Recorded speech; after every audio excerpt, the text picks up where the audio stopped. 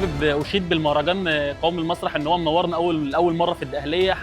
مبسوط جدا بالفعاليات، مبسوط جدا بالجدول اللي معمول بالورش، كميه الورش اللي موجوده في المهرجان. وطبعا كل ده يرجع لفضل سياده اللواء طارق مرزوق وكل الخدمات اللي بيقدمها لنا والمزايا اللي بيعملها لنا في المحافظه. بجد استفدنا جامد النهارده وانبسطنا.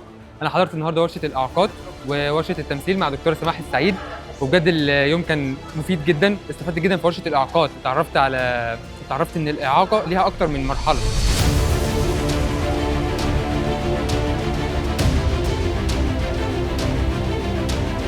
في الحقيقة أنا فرحان جدا لأن المنصورة بتعيش عرس فني مهم جدا، وهو إن في ورش تبع المهرجان القومي للمسرح برئاسة الفنان الكبير محمد رياض بقت على أرض عروس النيل على أرض المنصورة.